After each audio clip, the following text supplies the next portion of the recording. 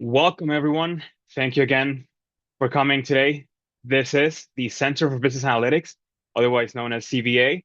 And today, I'm pleased to give you guys the introduction to a new entry in the Big Data University speaker series we've been having going on for quite a while already.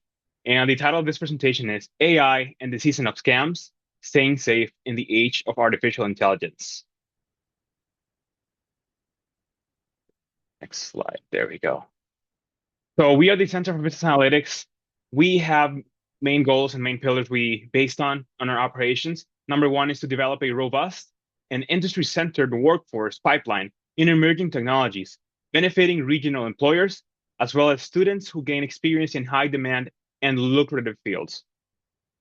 Number two would be that we want to advance industry-relevant research on emerging technologies, including AI, identified in partnership with industry partners and conducted by St. Mary's faculty, including joint research projects with industry and other university partners. And number three, we have to become a recognized hub for thought leadership and cross-institution collaboration in business analytics and technology. We are always looking for partners, sponsors, and contributors, so please feel free to contact us at cva@smumn.edu for more information. Thank you again, and make sure to check your emails after this webinar, as a survey will be provided on screen, and also in an automated email. We're always on the lookout for guest speakers, real-world projects, and other opportunities to connect our students with industry. If you or your organization are interested in sharing your expertise or collaborating on meaningful experiences, we'd love to hear from you. For more information, again, please visit or contact cva@smumn.edu. Also, look in your email over the next 10 business days for a certificate of completion for this session. And today, before we begin, I want to share a brief update on the Center of Business Analytics. We are excited to share that we will soon be launching our new CVA podcast series, featuring short and energizing conversations with industry leaders, alumni, and experts in analytics and technology. We will be highlighting the work happening across multiple communities, so please keep an eye out for the official launch. We are planning on the first episode to be launching on this coming Wednesday. Now, I'm excited to introduce our speaker for today's webinar, Dr. Michael Ratajczyk. He is the program director for the Bachelor's and Master's program in Business Intelligence and Analytics here at St. Mary's, and he's also the program director for the CVA. Dr. Ratajczyk leads the growth of our analytics and AI initiatives, and he's working to strengthen industry partnerships, advancing research, workforce development, and experiential learning opportunities for our students. I'll hand it to you, Michael. Thank you so much, Mario. Welcome, everybody, to the AI and the Season of Scams presentation today. Looking over the list of people here, we have a lot of new names on the call. It's fantastic to see. That's one of the missions of the center, is to grow and expand our audience, to teach and share what's going on out there with AI, the good, bad, and the ugly. We have some alumni on the call, a few staff members, as well as some current students, as well as graduate students and undergrads. So it's great to see. We've got a lot of people on the call today here. I have a lot prepared for you, some interactions. I have a disclaimer here that in this session, you're going to see and hear information related to scams. You're going to hear about some legal issues and real-world examples that I've set up for you. This is all for educational purposes. We do have members of law enforcement on the call as well.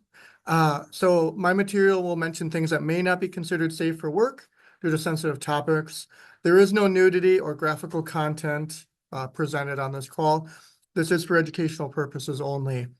I will also just give you a heads up that some of my examples or scenarios is going to have sound. And I put my sound at 80% for this call. If you're listening with your earbuds or anything like that, just keep in mind that there is sound for some of these video examples that I share. But again, no nudity, no graphical content, nothing like that.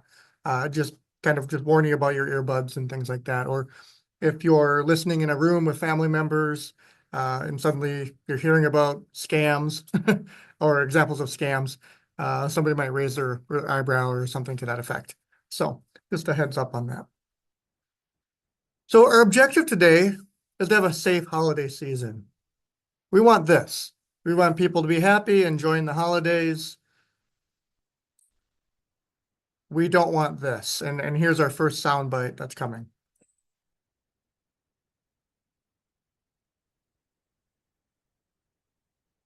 Love me some of that Bitcoin. Thanks, Cindy Lou. You ready, boys? I got what I needed. They really need to secure their tablets. Nice work, Santa. Okay, so I made that video in about 2 minutes. Very easy to do, but that's your first taste of using voice and imagery. I've lost the Mario your face here, so I'm winging it now to see if everything looks good. But here are the top 5 reasons people fall for scams. Emotional urgency. They create panic or excitement. Impersonation, which we're going to see a little bit of that today. Trusted agencies or groups, organizations, and family members. Limited tech awareness. So you being on this call today, we're going to be talking about AI and some of those tools. We are helping to address number 3 very, directly on point today. So victims may not recognize spoofing or phishing signs or deep fakes. Social engineering is a common one, exploiting trust, people being very polite to you, or authority, representing authority. As I mentioned, some law enforcement on a call today. There are certainly people that try to represent authority figures. We also have people that try to represent or pretend that they're veterans, asking for money, things like that, when it's called stolen valor, things like that. So the authority cues there. And finally, we have financial pressure or incentives.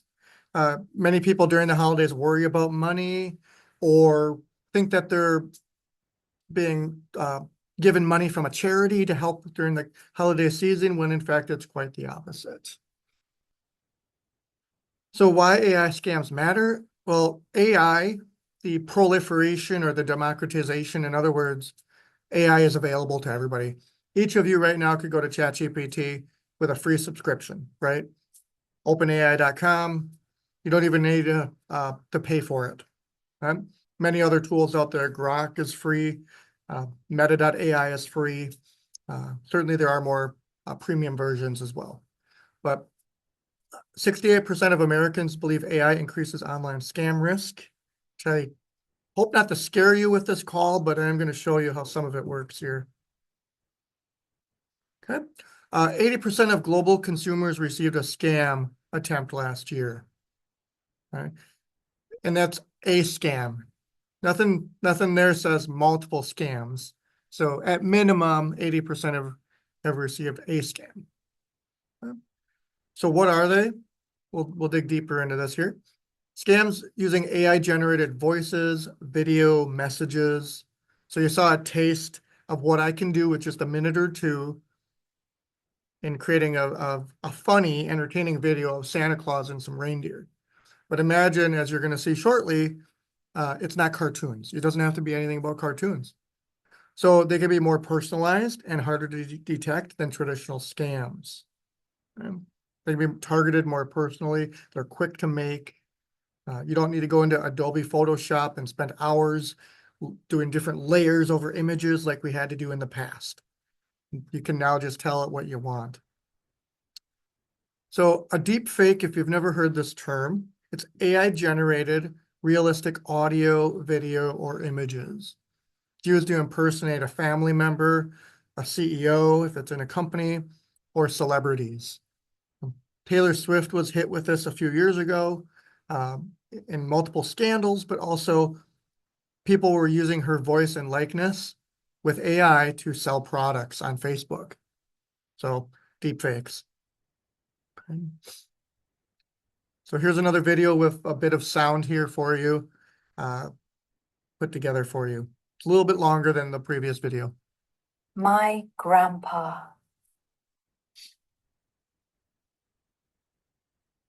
A wonderful man. A member of the greatest generation. It was a total scam. I fought in World War II, and I fell for it. They called me, told me she was in trouble, and I heard her voice on the phone. She had a lot of trouble in the last year with her dad dying and everything. She said she was pretty banged up and they wouldn't let her go without paying. I went to Walmart and bought gift cards. They said it was easy to help her that way. Came to find out the scammer read the papers, the obituary, and they did something with a computer. The computer took the data from all the papers. I still don't understand how they did it. They saw when she graduated, photos of her, a picture of where she lived. It was a total scam.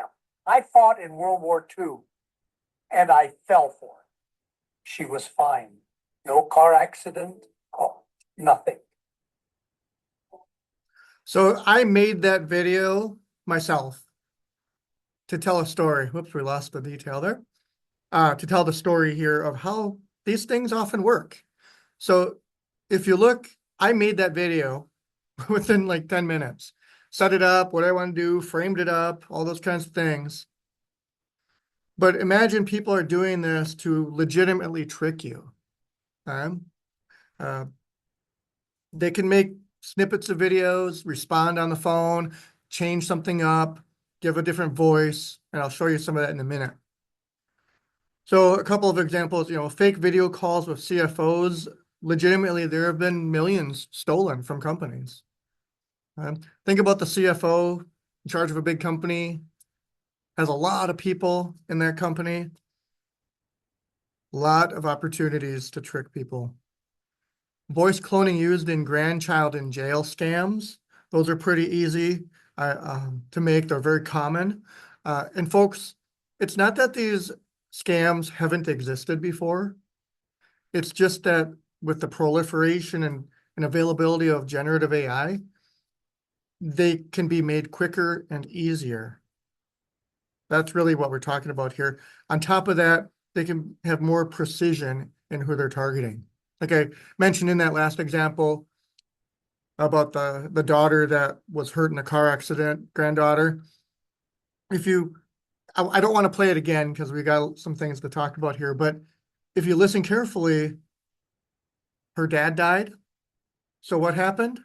The AI tool or the scammers scanned the environment, did some like military intelligence level stuff here, intelligence gathering, and figured, okay, obituary, okay, gives me a list of relatives, maybe gives me an address, gives me a town, gives me whether he or she is married, marital name, status, all kinds of juicy information in an obituary about family members, right? Or maybe there was a thing where so-and-so really loved spending time with his daughter at the beach. It was really important, really special time for him. Well, that is data. People like me who teach all these classes, we see data. Now, I don't teach people to make scams, but scammers look at that as data, juicy information, clues, content and context that they can put into these deep fakes, into these voice clones, situations. If you think about the Home Alone movie from way long time ago, where you had the tape recorder, imagine people setting up 10 to 15 different unique responses that could potentially come up on a phone call with somebody you're trying to scam. And boom, okay, this is where the conversation's leading. Boom, I'll click on response number 3. Okay, now they're responding again. Click on response number 6. And you can really set this up to be automated. Further to that, you could voice clone yourself as a scammer and just type in to an AI tool what you want for the scam. Okay. So again, fake celebrity investments and things like that as well, like the Taylor Swift that I mentioned there. A couple of statistics here. So deepfake fraud is expected to grow by 162%. Now, oftentimes I think, well, if something grows by 100%, well, what does that mean? Well, there are a lot of scams already, so that is a significant number. Growth on a low number isn't that impressive, but there are so many scams out there every day. And Google, so if you're a Gmail user, they do a good job of filtering those out for you, but they don't do a perfect job. So fraud is up over 2,000% over the last 3 years. And 33% of people believe they've been targeted by AI scams recently. Specifically deepfake scams. So why do deepfakes work? They exploit urgency and emotion. They might have highly convincing visuals and audio. People trust what they see and hear, right? So average monthly spam calls received. You can see it's pretty even by gender, but you can see it, the targets are more common as the age bracket increases. Right? So everybody is affected. Right? I did not put minors on this chart, but I did want to talk about them later because there are a lot of scams with minors as well. So here's another video. Again, this one's a little longer, so just protect your ears if you're got those AirPods on. Hello, Grandma? It's me, Alex. Oh man, I'm so glad you picked up. I don't know how to say this, but I'm in big trouble. Alex, what's wrong? You sound upset. Yeah, I am. Listen, I was on a road trip with some friends and we got into a car accident last night. It wasn't my fault. The other driver was drunk. But now the police have me at the station and they say I need to post bail or I'll be stuck here over the weekend. It's $2,500 and I don't have that kind of cash on me. My wallet got messed up in the crash. Oh no, that's awful. Are you okay? Where are you? I'm fine, just a few bruises, but they're not letting me go until this is sorted. I'm in Milwaukee. We were heading to a concert. The lawyer they assigned me said if I can wire the money right away, it'll all be cleared up by morning. He gave me this account number to send it to via Western Union or Zelle. Please, Grandma, I hate asking, but can you help? I'll pay you back as soon as I get home. I promise. Or they said a Walmart card too. Of course, honey. Tell me what to do. Great, thank you so much. The account is under the lawyer's name, Jonathan Reed, routing number 1234, account 9876. Or if it's easier, use this Bitcoin wallet. Just don't tell Mom and Dad, they'd freak out. And hurry, okay? They're pressuring me here. So I made that video in about 5 minutes. I could have done a better job, especially when the grandson was talking for a long time. I could have chopped that up, made it more emotional. But I also knew that I was going to have this call with all of you today, and I didn't want to stretch that video out. I wanted you to see the point I was trying to make, where these are the things that can be done just by somebody typing. You don't need a voice actor in a studio anymore to do voice acting with fancy microphones and filters and all that stuff as well. So another example, hello, it's me. I need you to send money urgently. Your account has been compromised. I love you. Let's invest together. So all of these, they start, the threat of your account has been compromised. You're like, oh no, I got to fix this real quick. When in fact your account's fine and you just handed over the keys and now it's compromised. The other one is, I love you, let's invest. Oh, by the way, before we invest, you need to give me $400 so that I can set up the account. And they're like, oh, I was wrong. That 400 wasn't enough. I need another 600. A lot of this stuff, they play on emotions. It's too good to be true, things like that. So voice cloning, synthetic identities. So people that are not real. AI generated phishing, so something more convincing for people. Romance and crypto scams, as I just gave you that example. I was just reading up on one where this lady was married in her late 60s, and her husband was in his 70s. And she really believed that Elon Musk was contacting her and romanticizing her or being romantic with her in messages. And she handed over money. And she was totally convinced. And what she said was, he wants to do this as a goodwill project.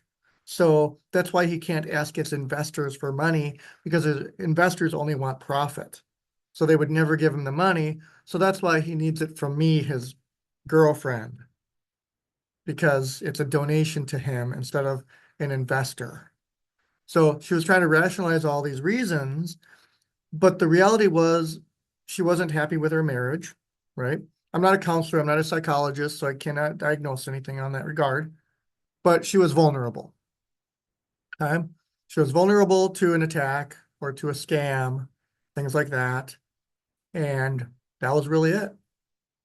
And she was so convinced because the messages she was receiving were so good. They were humanized. I don't have the examples here, but they weren't professional. They were humanized, and timed. It wasn't, here's a bunch of information all at once. It was as if you were texting your spouse or your friend, where it was timed, correctly over days and weeks and building up and things like that, as well. So one thing I didn't do for this presentation that I had thought about doing was, I've worked in China, I've worked in Europe, I've worked in many other countries around the globe. Got different factories that produce products and things like that. Negotiated a lot of things. When you think of a scammer, I want you to think about somebody who is fishing.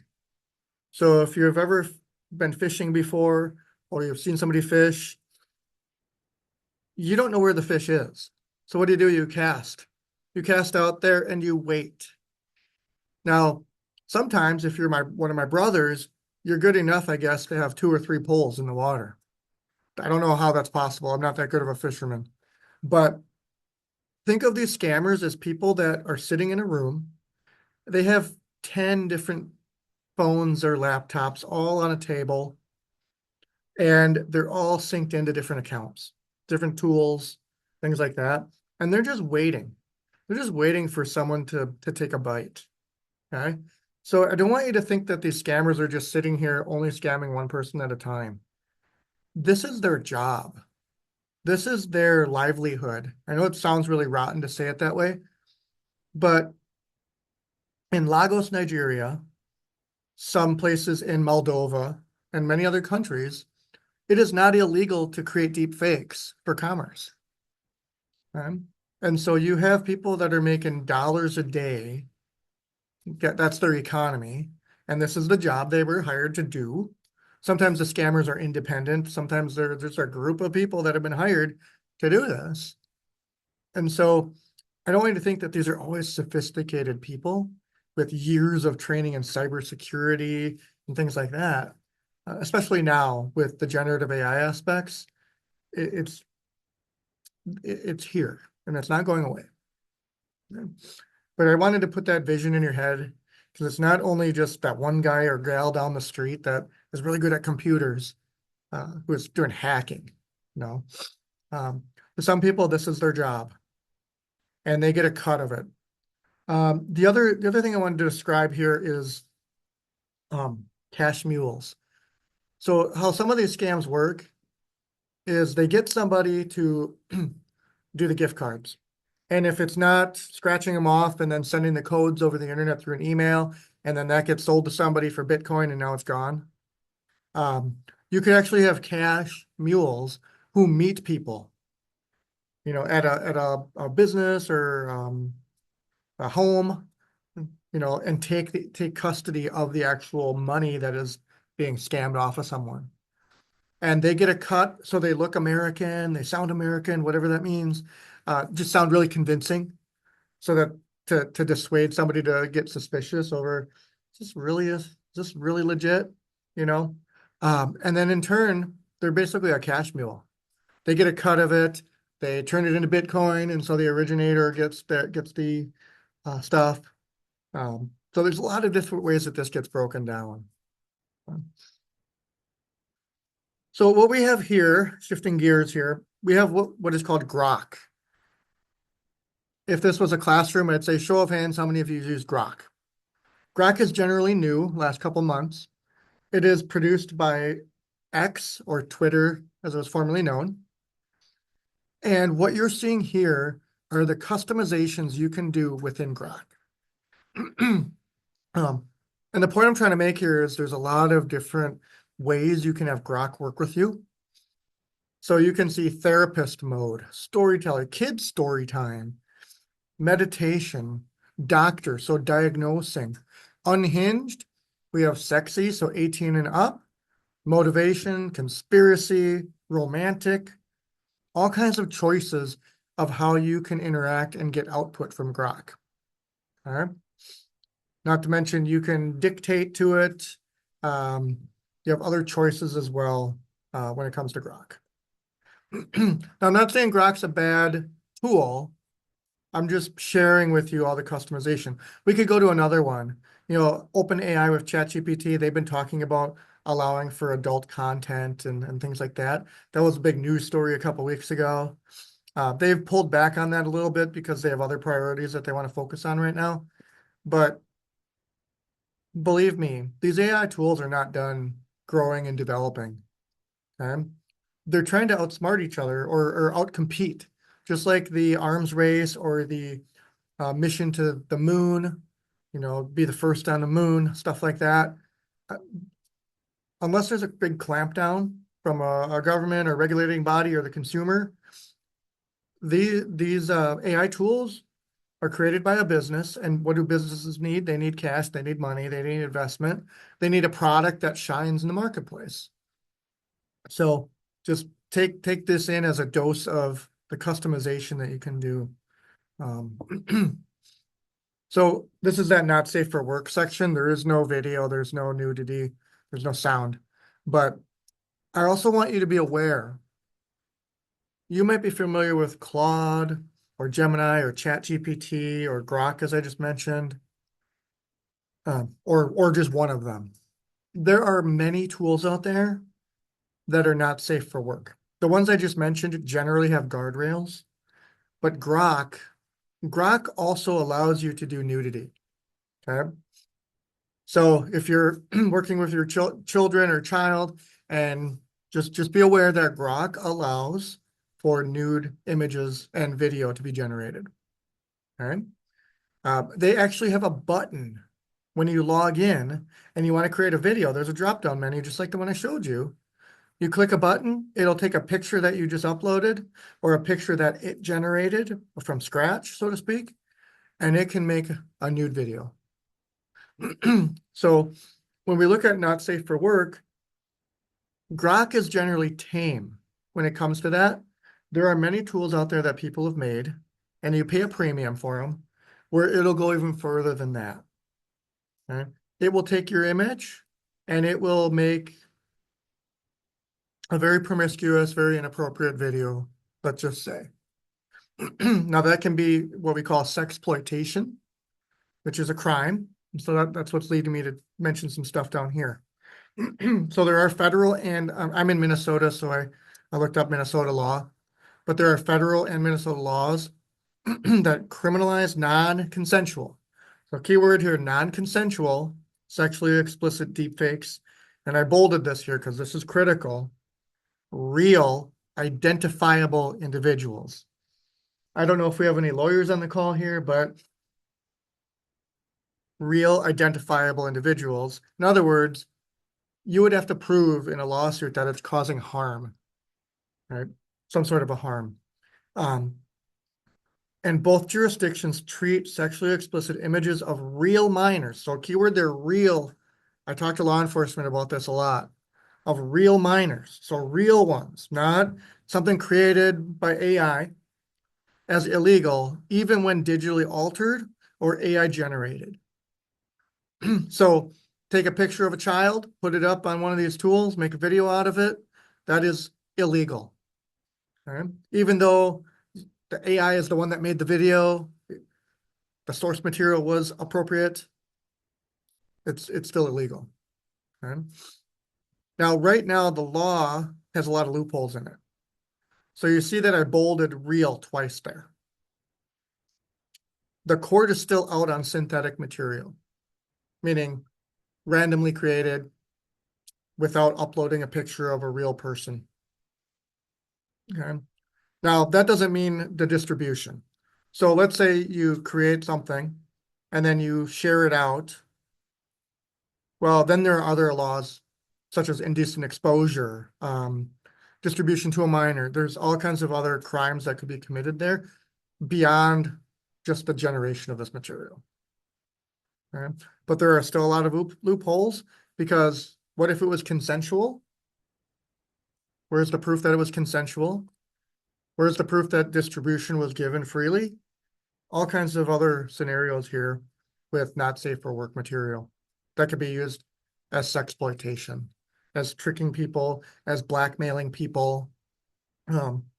We hear a lot about that with people in high school, right? Children who don't know better. They don't know what to do. If somebody creates a video of them, at first it might, not to the victim, but to somebody, it might be funny, haha, look at what I did, haha, but I don't think there's enough education out there yet for children, high school or otherwise, about what you can really do. Okay, so spotting deep fakes. Now that I've scared everybody, look for lip sync issues. Those videos I just shared with you, there's a lot of concern. This woman here, the woman on the bottom left, not in the middle with the white shirt, but the blue shirt, you can tell there's something going on there, okay? With the position of her hand. She must be very flexible. Look for lip sync issues or odd blinking in videos. Listen for robotic tone or strange pauses. That video I played of the grandson who needed the money and contacted the grandma, you could definitely tell in that video that his voice was more professional, or was more crisp. The audio quality was better for a phone call. That wouldn't jive. Okay, that wouldn't make sense in contrast to her voice. Check for shadows, reflections, and lighting. Lighting is a huge one. Oftentimes things just look too good. They look like it's polished statues, like metal statues almost. Body parts that should not be there. To this day, AI is still not the best at toes and fingers. So that's also a dead giveaway. Like if I look at that lady on the bottom left, her pointer finger, it doesn't have a joint. It doesn't have a knuckle. So stuff like that could be obvious.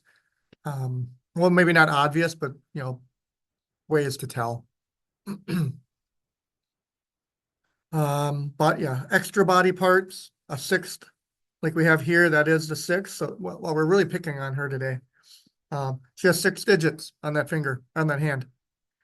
Disjointed body parts, things that should not naturally bend a certain way.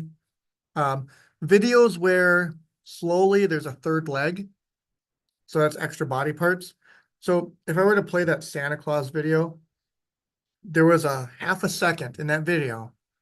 You might not have seen it. I saw it because I made it. I'm the artist, so I see everything I did, or let AI do. For one half a second in that video, he wasn't touching the tablet, and the tablet didn't move at all. It was floating in the air right on his lap. That isn't how gravity works. Okay? That isn't how angles work. That isn't how physics works. So you wouldn't have seen it because it was only half a second, but that's really how you can check some of these things. Now, to be fair, that's a long list. And when you're emotional, or a person's emotional, when they're pressured, it can be very difficult. Right? Like I used to work in China and other countries where it's all about personal selling, but there are strategies to buying and selling things. And oftentimes in negotiating, it's about how you respond or how you don't respond. So I think about times when, people are telling me it's a very good deal, that you got to buy it now kind of thing, or car dealerships, right? where they'll say, yep, I've got some people really interested in this car. You know, they're trying to motivate you, put a sense of rush on you.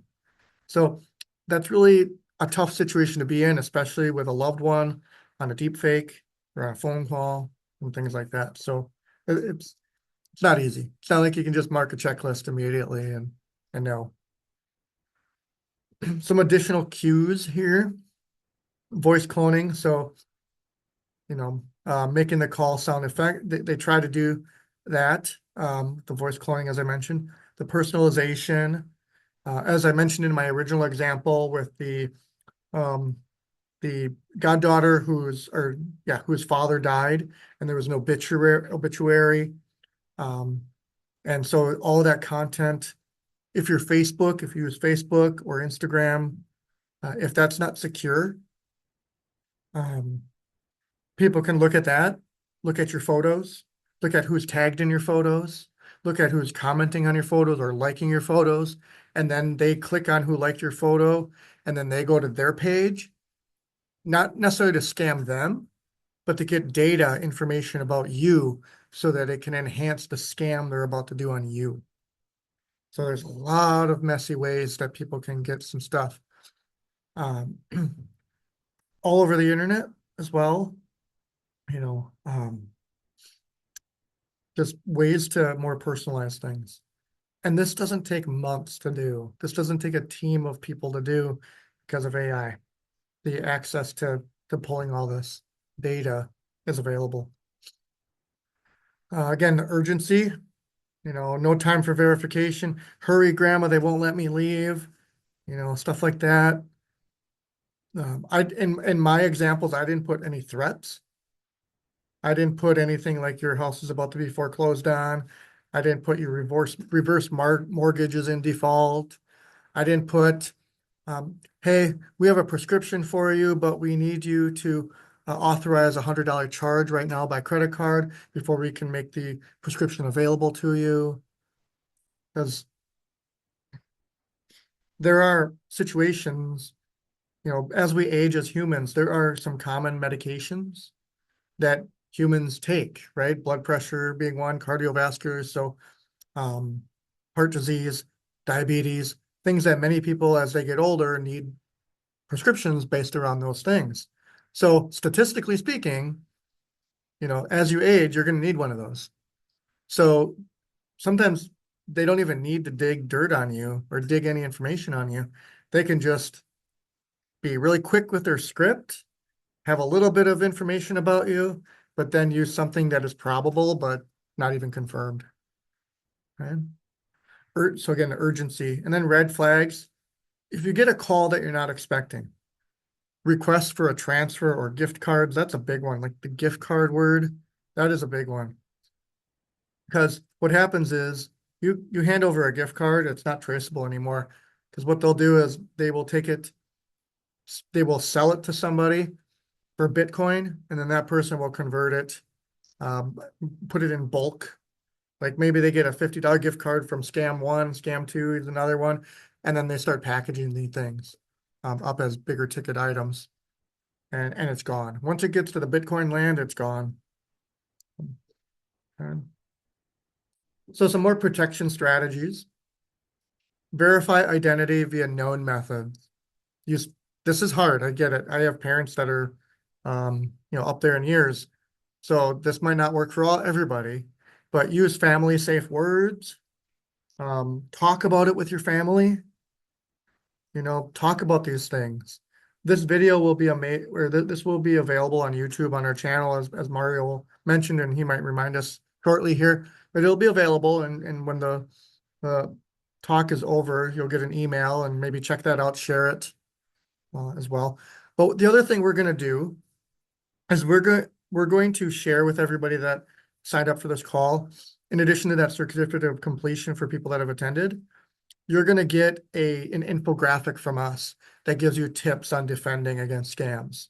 A one-page sheet, so you're not having to manage 5 pages of something, where you can talk to your family about it. I think that is the best defense. It's not ironclad, but it's a better chance. The other one is enable multi-factor authentication. I know that's annoying, two-factor. You're like, oh, I just want to log into this quick. Oh man, now I got to wait for a code on my phone. Do it. Okay. Fight the urge to be like, I don't want to do that. It takes too much time. Fight the urge, because the alternative is you get scammed and it takes a lot more time to clear your name, if you can get your finances back, etc. As well. Looks like we're getting close here. I was going to share this document and talk through it, but I want to get through this material here. We might be able to circle back, but I know you all get a copy of this too. So community action steps, educate older adults and kids. Those are the two vulnerable populations out there. When I teach the 18 to 22-year-olds in general, in Winona here, I always remind them, I say, when you go home and you talk to grandma and grandpa, talk about XYZ, things like that. Share suspicious incidents with people, but encourage a pause and verify culture. What that means is fight the urge to be urgent. Meaning the scammers are trying to give you a sense of urgency. Okay? And I know we love people. We want to help people that are hurting. But I feel horrible to say this, but the world can be nasty. The world can be nasty. It doesn't take, it doesn't take a lot.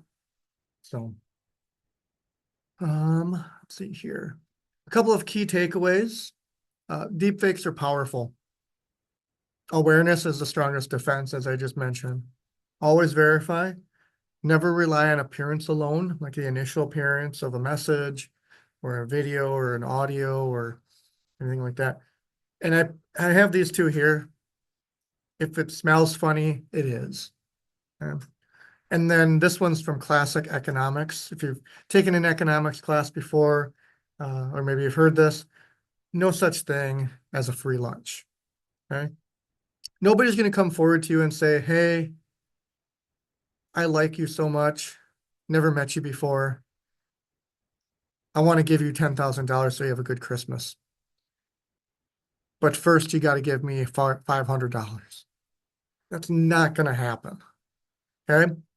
But it feeds on people's emotions. They're targeting people that they think will give them the most success in these scams. Okay? It's cruel. It's very cruel. And believe me, I have talked to some of these people that have done scams. There is no emotional attachment to what they're doing. They see it as a job. They see it as something that they have to do to make a living. They're not emotionally attached to scamming a grandma versus a young man. They have no emotional attachment. So no such thing as a free lunch. Okay? Think about it as a fishing expedition.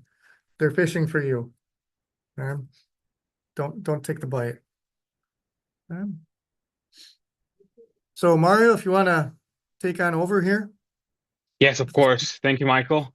And as he mentioned before, in a few slides ago, we'll be providing an infographic with 8 simple tips that anyone can follow. They're not complicated at all. It's very simple pieces of information that if you follow every time you smell something fishy, it'll make a big difference avoiding any scams and securing your accounts overall. And to reinforce something else Michael mentioned, the multi-factor or two-step verification authentication for your devices or accounts makes a huge difference. You have no idea, really. So please do that. And thank you again, everyone, for coming. A survey will be provided on screen when this webinar ends and in an automated email. We're always on the lookout for guest speakers, real-world projects, and other opportunities to connect our students with the industry. Again, if you're interested or your organization is, please reach out to us at cva@smumn.edu. Look in your email over the next 10 days for a certificate of completion for this session. Thank you again, everyone, for coming, and we wish you a very nice weekend. Take care.